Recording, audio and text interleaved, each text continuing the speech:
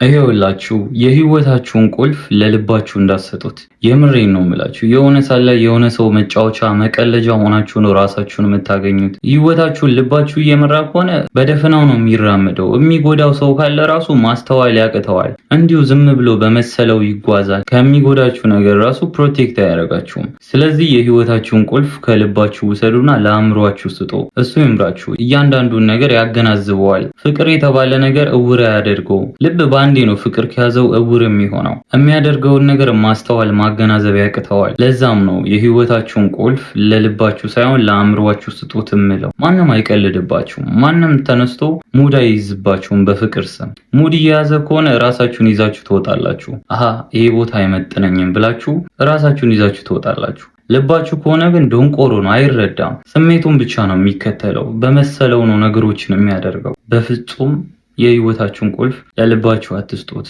ለአእምሯችሁ ሰጣችሁ ሰላማዊ ህይወት ኑሩ። ያ